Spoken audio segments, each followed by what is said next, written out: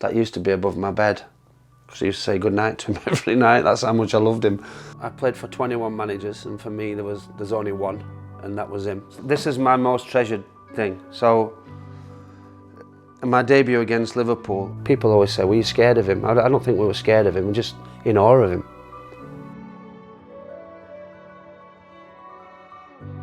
You played for Brian Clough on over 150 occasions between 1989 and 1993, including making your senior debut.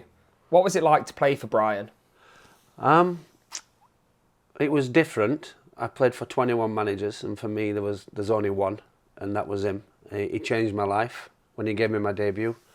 I think October the 26th, 1988, through circumstances that were unexpected, but playing for him in general, he was the type of manager that knew when you needed loving, knew when you needed a kick up the backside.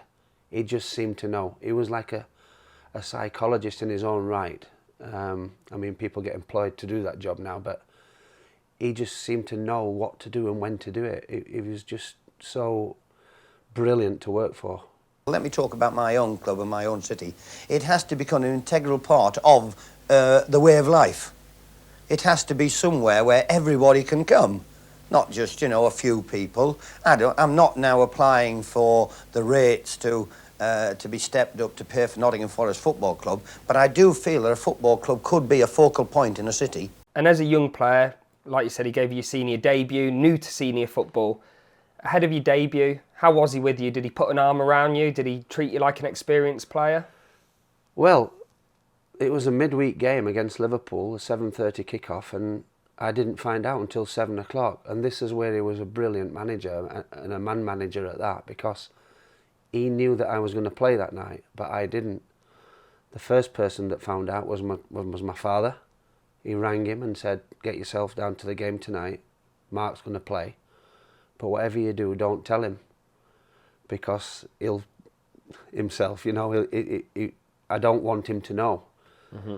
And he was right, because, and the reason I'm going to play is because Steve Sutton's went down with a virus during the day, so he couldn't play. I think Anne Seegers, or somebody was out on loan.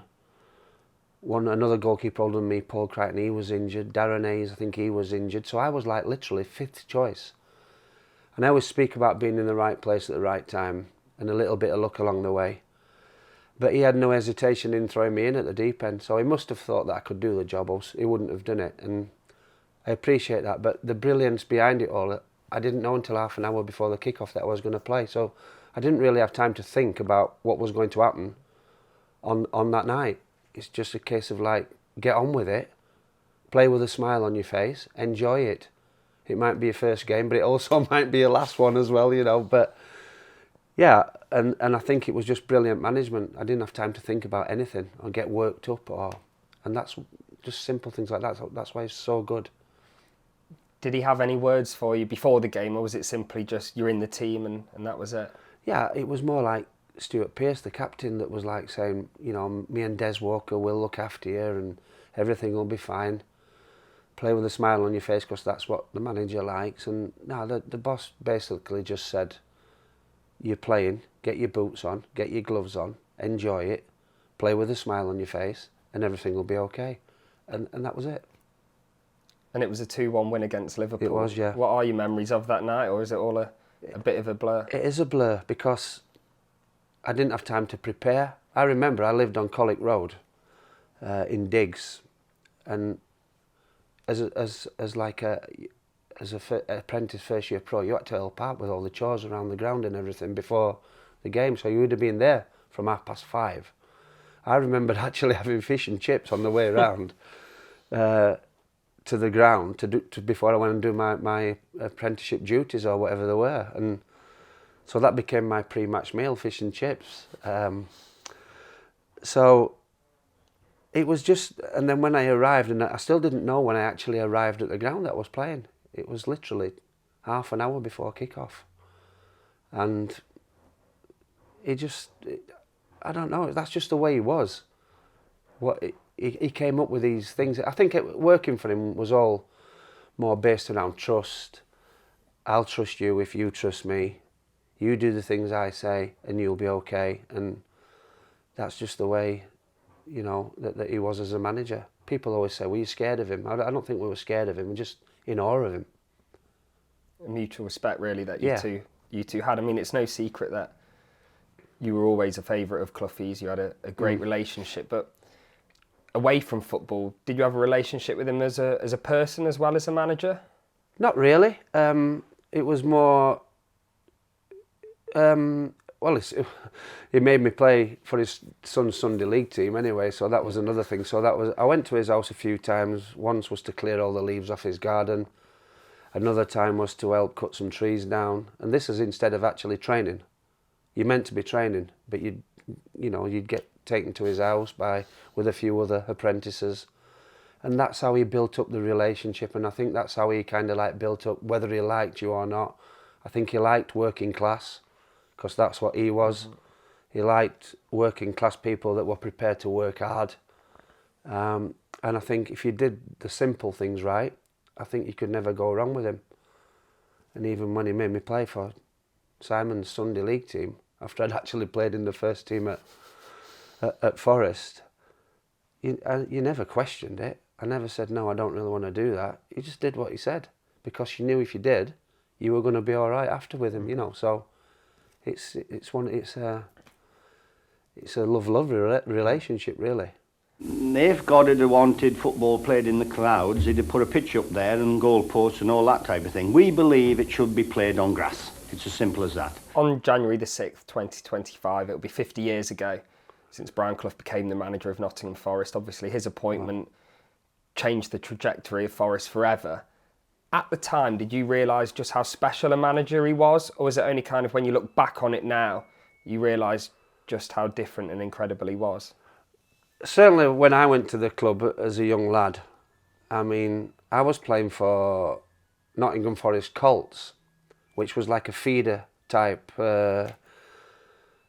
It was like there's an academy now that you go through. Then it was like you went to the Colts. If you did well, you came through and you got an apprenticeship, and then you become a pro.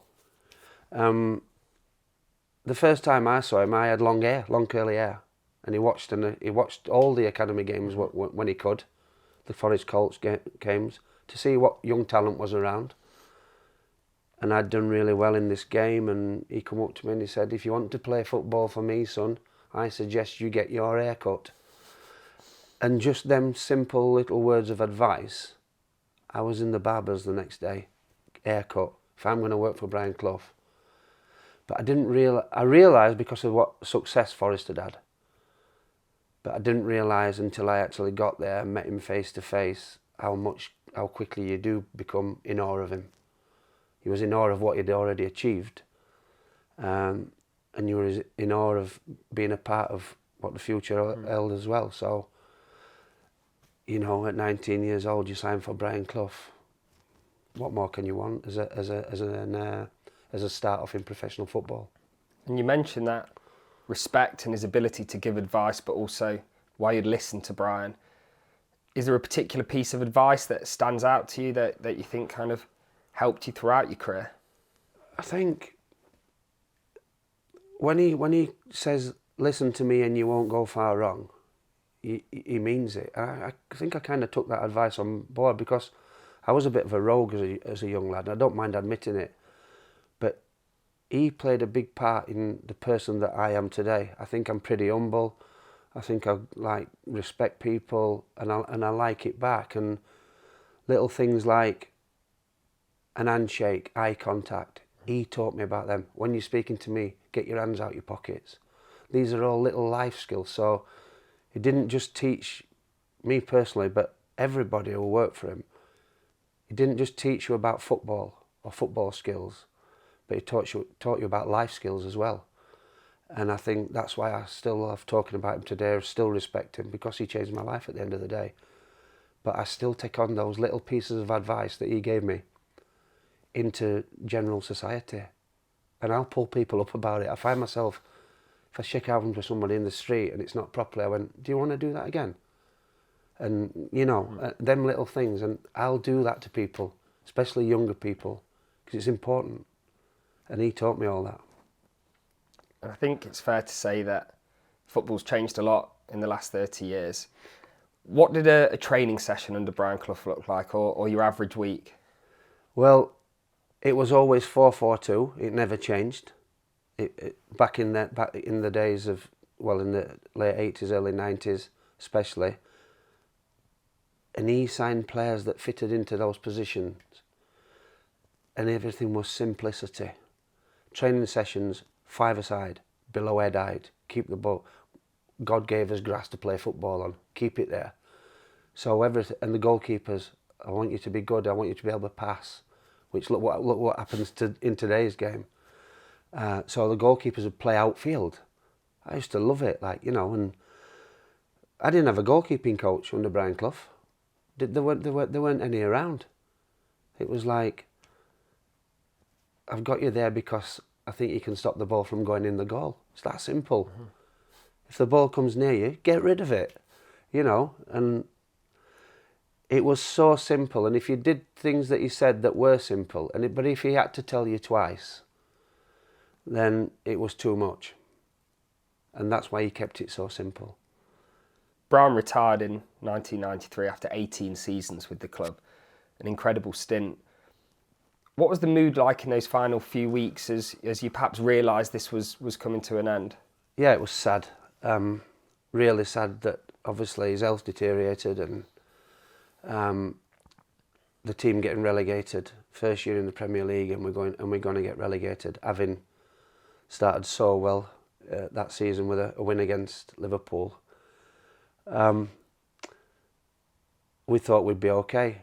We'd just lost in the FA Cup final in '91. We wanted to win that for him and nothing else. So I think he wanted another crack at that. I think if we would have won the FA Cup, I'm a big believer that he might have retired.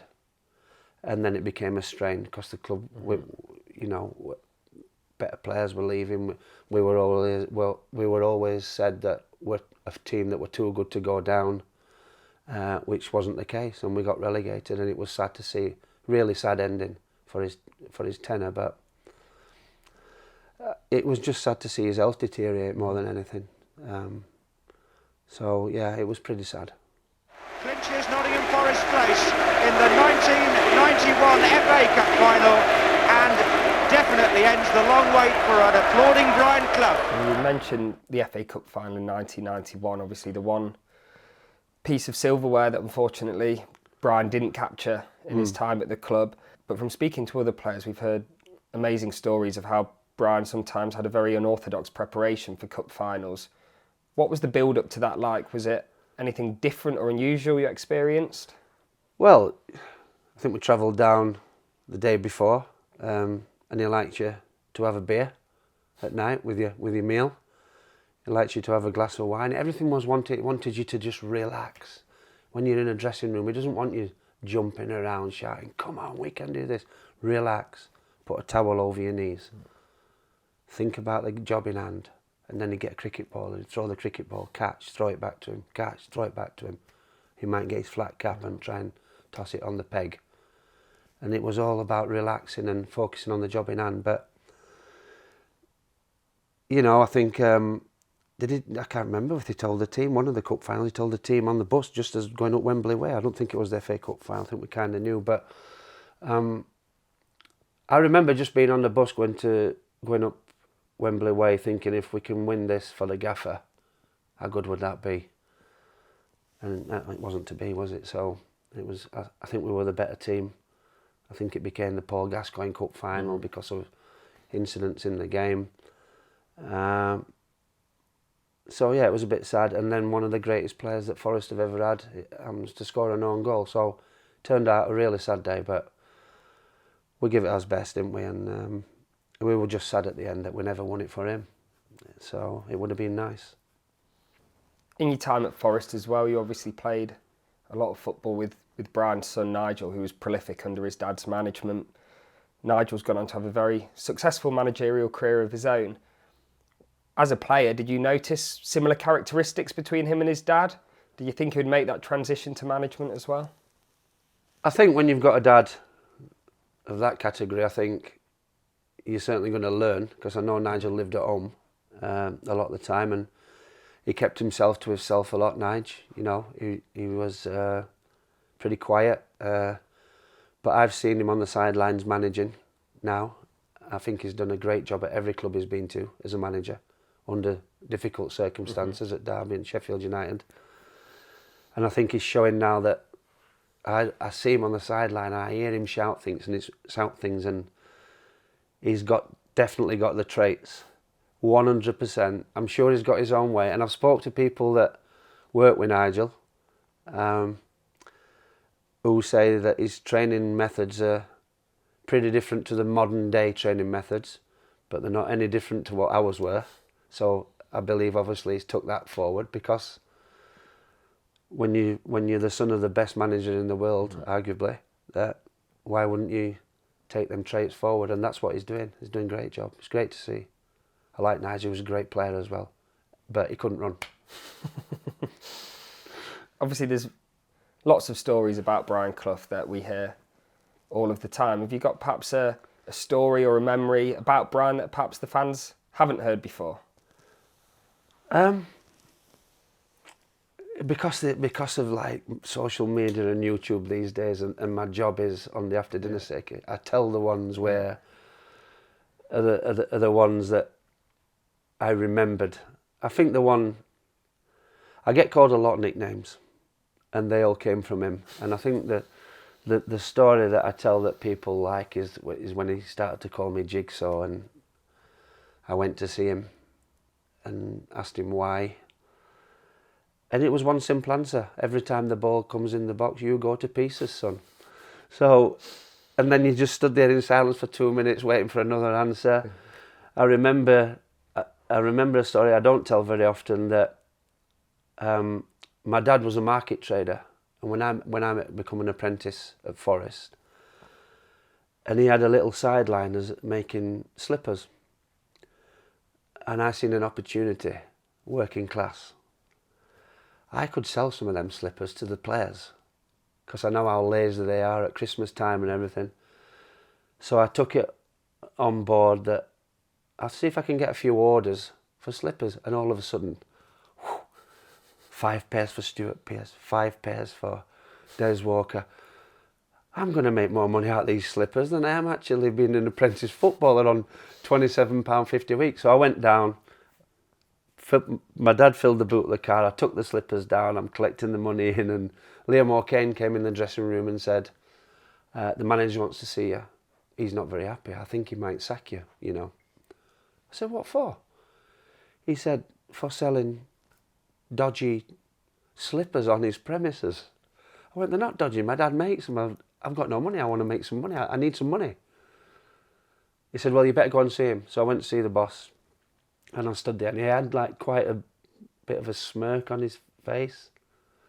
And he said, "I think I'm going to sack you, because you're not that good in goal."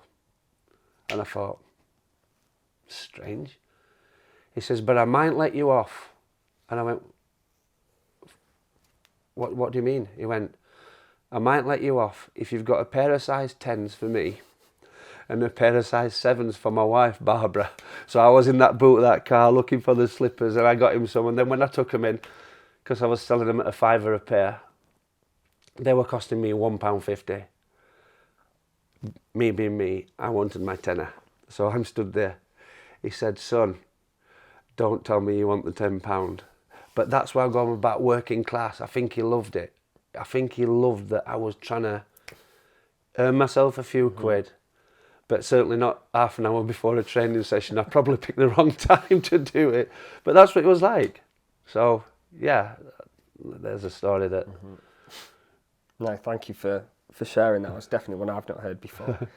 And following his retirement, obviously, as you touched on, unfortunately, Brian's health deteriorated. But did you see much of him again? Did you ever keep in touch?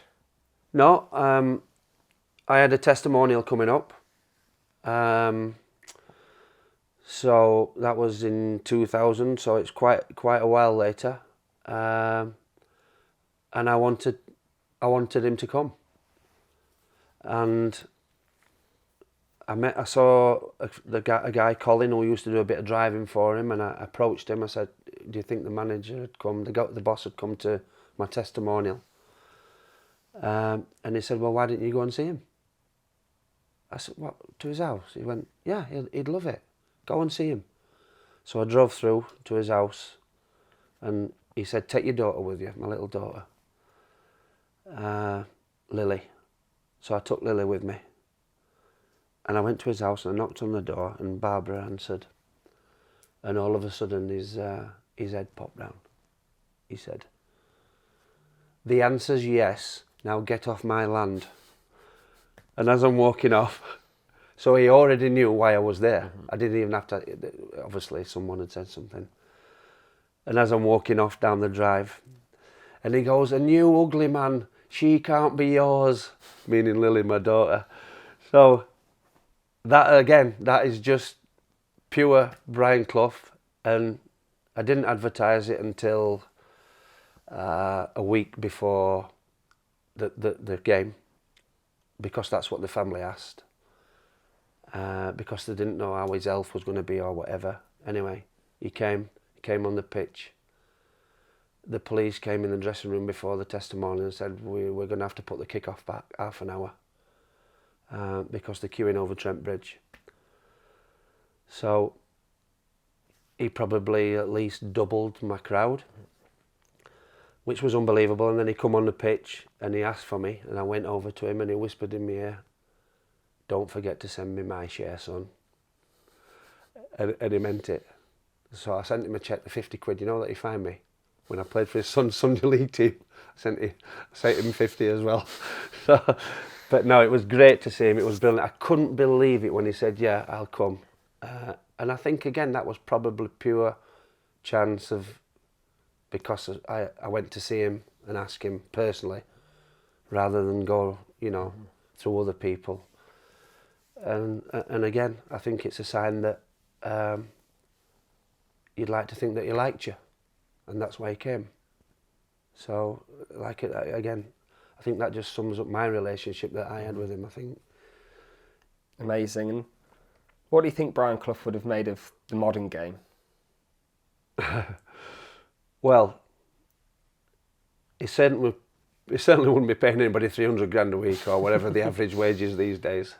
He wouldn't deal with agents. He wouldn't speak to agents. So that's why I think it might have been difficult for him to manage in today's game. He wouldn't have me passing the ball out round at the back, trying to break lines and break the press and stuff like that. But you never know with him, because he was always one step ahead anyway. So I'm just gutted we never seen him as England manager, which I think everybody would have liked to have seen. But he always said, didn't he, they didn't have me because I would have taken over. And he would have taken over. Once told us that he was going to be Prime Minister one day. So You think he believed that? Probably. But who'd argue with it? We all believed him because he would probably do a better job than anybody else. But yeah, I think as far as the modern day game, I don't know. Would he have adapted? I don't know. Probably not. And if you had to describe Brian in 3 words, if that's at all possible, what would you choose?